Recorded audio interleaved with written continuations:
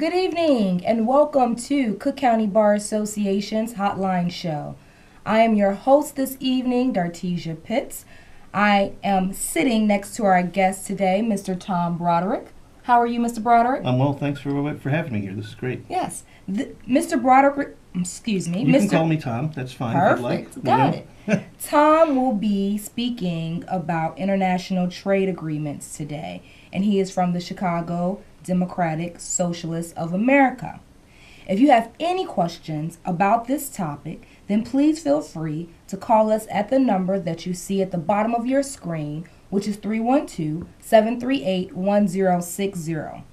Please note, you can also watch this TV show live on your web at www.cantv.org/live.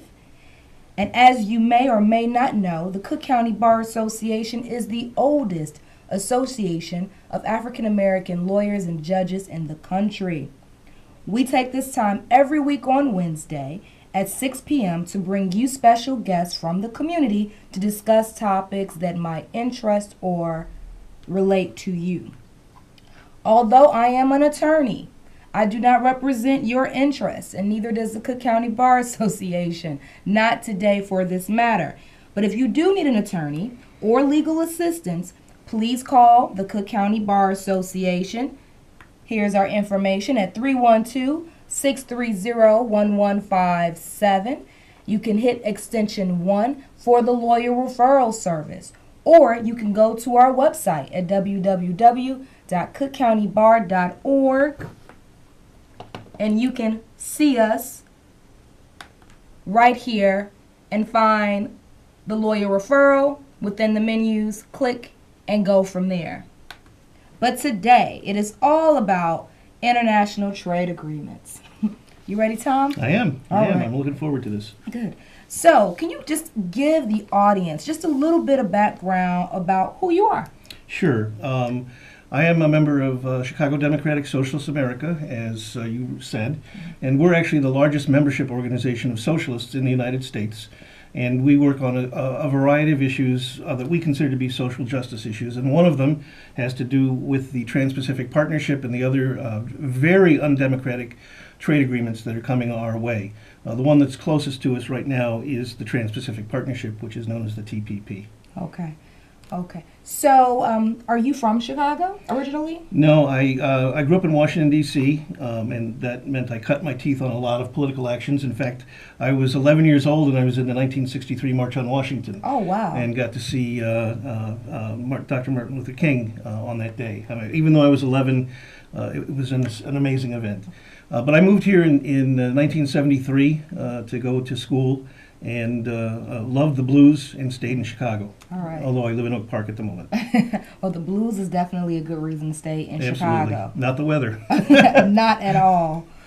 So I'm sure that the experiences that you had in Washington, D.C., including the March on Washington, kind of catapulted you into what you're doing today. Yes, absolutely. Yeah. I had a good background. My mom was very strong on what we would call liberal politics at the time. You know, as a Democratic Socialist, I feel that I'm farther to the left than she was, but that's okay. fine. That's okay. So there are a couple of big agreements that are out there that the community may not even know about. And I'm going to begin with the one that I had an opportunity to look at prior to coming to the show today, and that's the Trans-Pacific Partnership Agreement. Mm-hmm. I actually posted about that on Facebook and told people to tune in and learn about what that is. Can you tell our audience what that is? Sure. The TPP, Trans-Pacific Partnership, is an international trade agreement that's been negotiated by 12 countries over, I think, about 6 or 7 years, and they're all along the Pacific Rim, and that's why it's called the Trans-Pacific Partnership. There's 12 countries. It's, Canada, Mexico, the United States, Peru, Chile, New Zealand, Australia, Brunei, Malaysia, Singapore, and Vietnam. I think that's the 12. Oh, I see. You've got it on the. Yeah, that's okay, fine. So that's, there yeah, you go. yeah, I think that's it. Okay. And it's a very undemocratic process for the negotiation. The U.S. Trade Representative, which is the federal government's person who is supposed to put our stamp on the trade agreement deputized more or less about 500 trade deputies. Almost all of them coming from the transnational corporate world, all of them from business world. About 50 came from, or less even, from like the environmental organizations, labor organizations, faith organizations, others that said that they had a role in this. But by far, it was the transnational corporations that put this document together. Okay. So when you say negotiating, the agreement has not actually, it's not executed, as they would say. It has not been completely entered into. Are they still in the negotiation phase? No, the actual negotiations, they've been finished and they were signed, I think, in February of this year. President Obama, they went to New Zealand, I believe it was, for the signing. And so then the document became public for the first time, and it's thousands of pages. And when I say became public for the first time, I mean the document was was labeled top secret by the Obama administration. It's a trade agreement, but it's been labeled top secret. So if our elected official, mine is Danny Davis, representative, or either of our senators, wanted to find anything out about the agreement, they had to go into a room by themselves and look at whatever portion of the agreement they wanted to see. Like I said, it's thousands of pages, so it's a very complex thing. They could not take notes. They could not share what they read with their staff or with the public. And they couldn't bring anybody with them. So that's correct. To review a 1,000-page document, you need a team of people. But they don't want that. They don't want anybody, spending time and finding out why it's a bad deal. Okay. So, as of February 2016, this agreement has been executed, and I'm assuming that we're acting on it. We are a party to the agreement now. The Congress has to sign off on it. We've changed the way trade agreements are done back during the Nixon administration. Okay. It used to be the trade agreements were put together by the Congress, and at that time trade agreements could be 1 or 2 pages, 5 pages. They were nothing. This was from the time of the Constitution until the Nixon administration. Nixon turned it on its head. He decided it was more important for the presidency, the executive branch, to write the agreements and then provide them to Congress to either vote up or down. No amendments, no sidebars or anything like that. That's called Trade Promotion Authority or Fast Track. That's what people probably know it as Fast Track. And until Congress passes it, it is not the law of the land. Okay. So when will it be presented to Congress? Do you know? Well, no, we don't know. We expect it not to come up before the November elections, because that could change things. If the Republicans and the Democrats and the president think that they can pass it, the ones who want to pass it before that election, it'll come up as soon as they think they've got the votes. That's what'll happen.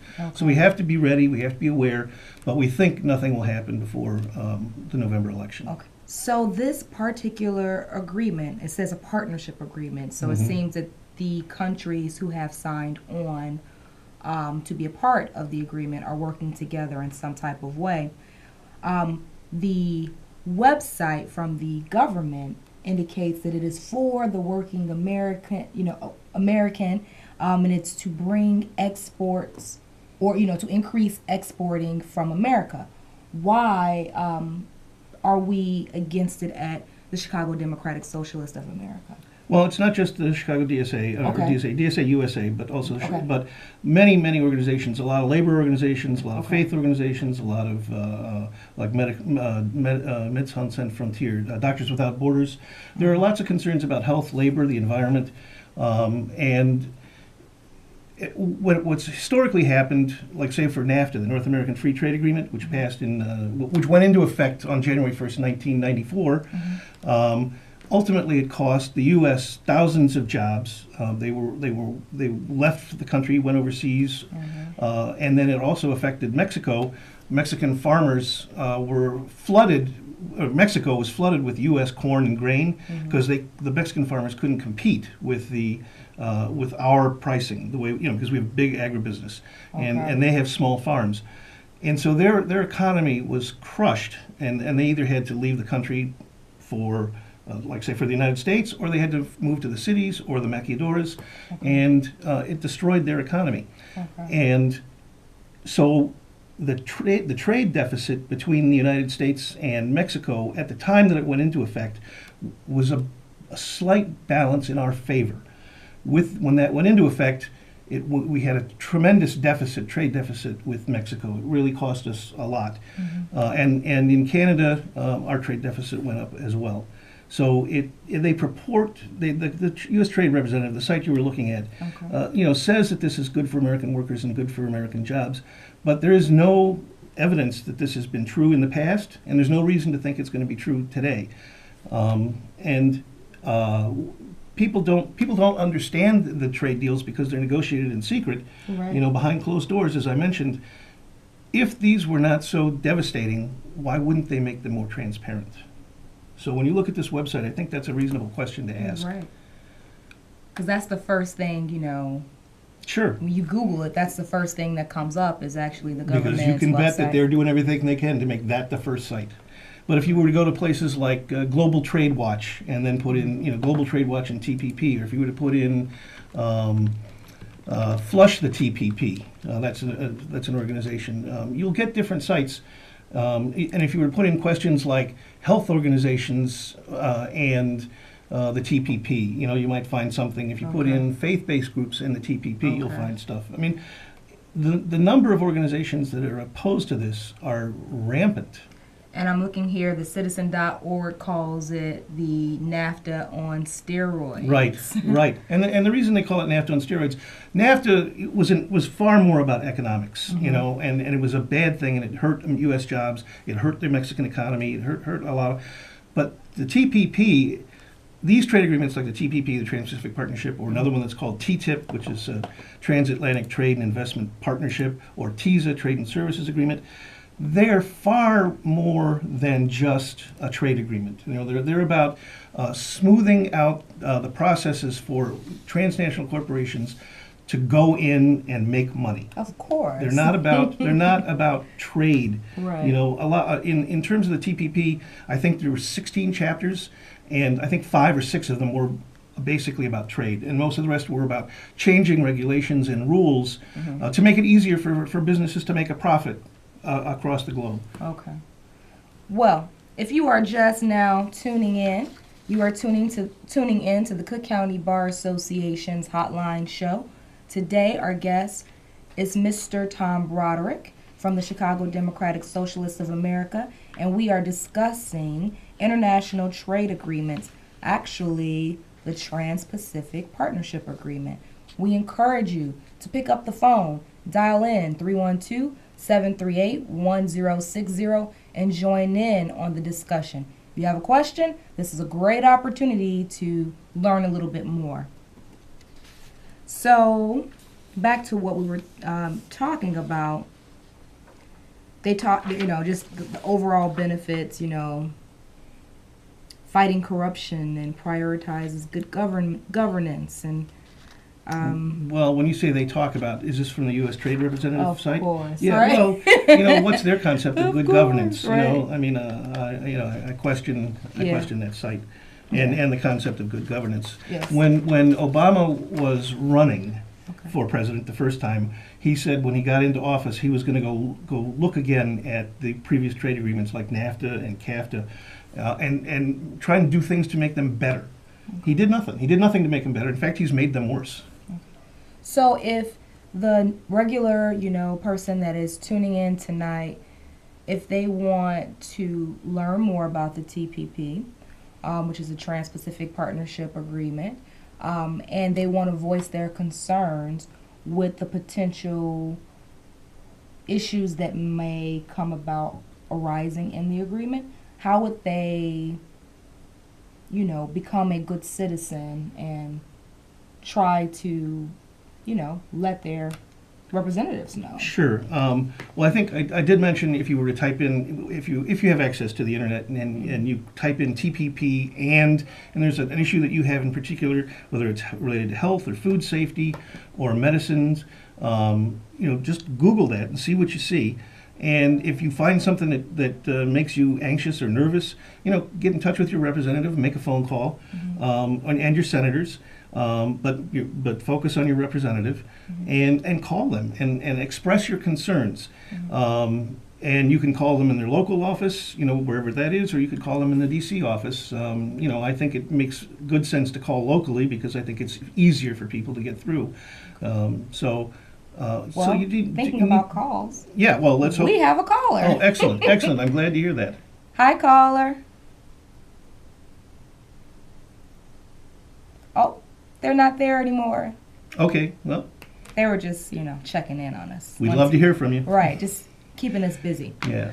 So, have you had an opportunity to review it in length? I'm sure. 1,000 pages. It's thousands is- of pages, is right. crazy. So basically, what I do when I'm looking for stuff is I'm a member of, or I work with Global Trade Watch, and they set up phone calls, conference calls, where somebody will talk about, say, a particular aspect of it. It could be related to health issues, or it could be related to food labeling or food safety. So I pay attention to that and try and get my information as much as possible from that. And Global Trade Watch keeps us, informed. Global Trade Watch. Yeah, Global Trade Watch, right. All right.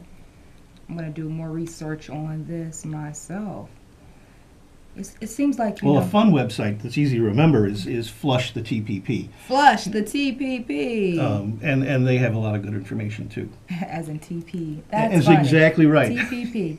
With there's so much going on in the world. It's so difficult sometimes to pick what issue and what bandwagon to get on. And that's why they're able to push these type of agreements through with nobody, the general, the average person not knowing what's going on, because we trust our government to do what's good for us. And I know here in Chicago we have so many other things going on locally Absolutely. and politically Oh, yeah, that sometimes you yeah. just forget to pay attention to the things that are going on in Washington with the trade agreements. Well, one of the things that's interesting, I think, at the moment in terms of the political, national political election, is that the three major candidates, and so I'm counting two Democrats, because Bernie and Hillary are both still running, and Trump, all three of them oppose the TPP. And I think that's very interesting. I certainly have my preference of those candidates, but the fact that all three of them oppose it, I think, is just great. That says a lot about the agreement overall. But from my understanding, there's also another international trade agreement, the Transatlantic Partnership Agreement, Yeah, there's as opposed to the Trans-Pacific, Trans-Pacific right. Partnership Agreement. There's actually two more Okay. agreements coming. So the Transatlantic Agreement the acronym is either TAFTA, which is the Transatlantic Free Trade Agreement, Okay. or TTIP, which is the Transatlantic Trade and Investment Partnership. There's a lot of folks don't like the name TAFTA because of its relation to NAFTA, NAFTA, it and sounds just CAFTA, like it, right. and free trade has a bad name in the U.S. So there's a big push to just refer to it as TTIP. Okay. And that's in a trade agreement between the United States and the European Union, which I think is 28 countries or something like that. But whatever Okay. so it's between the whole European Union and the United States. So it's a big agreement, and it's still under negotiation. We don't know what the final document is going to be. Stuff gets leaked. We were able to get pieces of the TPP from people who illegally leaked this top secret negotiation. And it could very well change. And it does change. It Yeah. did change. Absolutely, it Makes did. sense. And so there have been portions of that leaked, and it's similar. One of the things that the European Union does, they want to have, in the U.S. we label milk to be grade A milk, and the process for getting grade A status is tougher than what they like in Europe. So they want to have that status repealed. What these agreements are about these transnational organizations making things easier for them, safer for them, easier to make a profit. It has nothing to do with whether it's better food or not better food. And the same is true for like safety. This is true for the TPP and TTIP. if the signatory countries say that their food safety inspection is the equivalent of ours, then they get to inspect the food and say it's okay before they export it to us. Now, I'm not even sure that our food safety inspection is up to snuff. Yeah. And the idea that the exporting company, whichever country it is, if they get to say that, oh, ours is as good as yours, I'm skeptical. But this is what both agreements are about trying to do, making it easier for us to make money, making it safer for us to retire, but not the public. We don't really want the public to have anything to say about this. And that's so unfortunate, especially considering the illnesses that we have and the increase and the rise of cancer and other diseases that we don't know where they are coming from and why they are getting so worse. And if you lean into just the concept of the health issue, one of the things that the TPP does, and one of the things that they want to do with the TTIP, is they want to extend the patents of drugs. They want to make the patent life longer. And this is a legal organization, so you understand patents. By extending the patent life, they keep generic drugs off of the table, making the drugs more expensive for a longer time, meaning absolutely people are going to die because the drugs are too expensive. Yeah, so it becomes a matter of class. The poor people, as we're having the issues now with food deserts and, access to health care, those that are in poverty can't eat healthy and they can't get the medicines necessary to help cure them. Right. And they can't, so you can't do a natural remedy with eating a salad and you can't get a prescription. You're just kind of left out there hung and dry. And another thing they want to do with the health agreements, there are some countries that have single-payer health care. I mean, Canada, for example, and some of the European countries. They want to make it, so the countries that don't have single-payer health care, they want to do everything they can, they meaning these transnational corporations, want to do everything they can to make it difficult to impose single-payer health care. So, for example, in the U.S., single-payer health care, meaning that government health care. Okay. Single-payer meaning that the government takes care for it, like Okay. Medicare. Okay. Or, like in the Veterans Administration. The Veterans Administration in the U.S. can negotiate the prices of drugs. Okay. It's part of their process. They can do it. Okay. In our if we had single-payer health care, which we don't have, Right. we wouldn't be able to do that because they want to make it impossible for single-payer healthcare to exist, and they don't want negotiated drug prices from big organizations. So this is something that we all should be paying attention to because it affects our food, it affects the drugs, it affects our products that we're exporting and possibly could be importing because it's a partnership agreement, Right. exports and imports, and our jobs. Yep. But- I'm glad you brought jobs. So I know that this is something that you wanted me to bring up. What provisions of the Trans-Pacific Partnership Agreement should we be concerned about? Well, you were hitting on, we've been hitting on them all evening, and I appreciate Right. it that's the case. Right. One of the ones that has not come up, and it's a little complex. It's called the Investor State Dispute Settlement, ISDS, and it takes so. If a company wants to sue about say air quality issues or water pollution issues, instead of going to a U.S. court and fighting it out there, ISDS is a tribunal of three. They're not judges. What they are is lobbyists, or they could be lawyers, and they set up a tribunal of these three judges.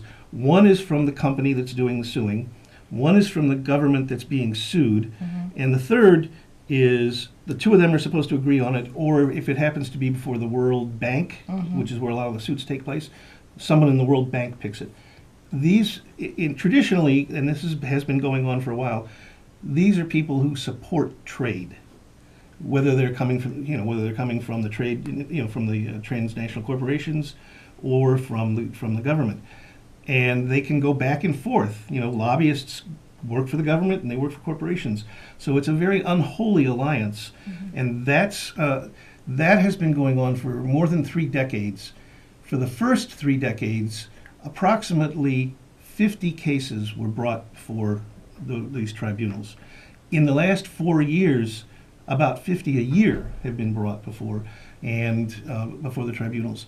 And a lot of times the outcomes are kept secret. We don't know what the settlement was. We don't even necessarily know who won. So the people, we're not aware of the justice that may or may not be occurring. Right, and we don't know. And so if say the government loses, let's say the corporation wins, some settlement of finances will be transferred from U.S. taxpayers to this company for what the company says are lost revenue. Right. Damages. Even the revenue that they didn't have. Right. They're just saying, because you have this law making water safety a primary issue, you're costing us money, because if we could just pollute that water, it would be cheaper. Right. So you're inflicting a damage on us. Right. So the fact that it's just not an open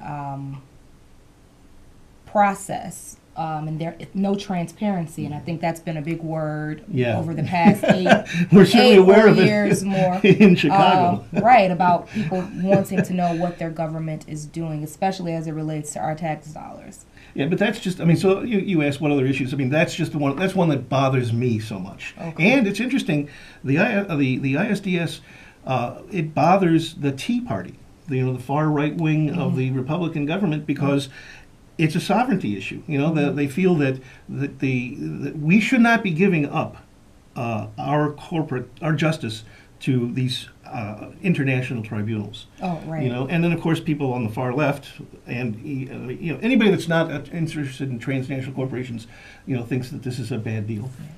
I think of this, and I know we're about to wrap up, but trying to find a level of uniformity for fairness and justice internationally will be difficult. It will be. Right. It will be. And it's something to watch as, our economies and we continue to grow globally. Well, I think transparency, that issue again, is something that we have to keep in mind. These trade deals should not be negotiated in secrecy. I know it's a difficult process, but just because it's difficult, it doesn't mean we have to give in to the corporations. All right. Well, we're going to defer to that last word. Thank you very much for tuning in to Cook County Bar Association. Thank you, Mr. Tom Broderick. Well, thank you for this opportunity. Absolutely. This is just wonderful. I'm so excited to have had this ability to be here. And we're happy to have you share this with our audience.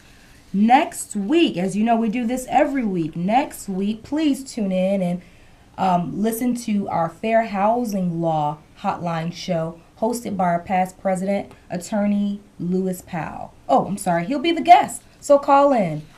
Have a great evening.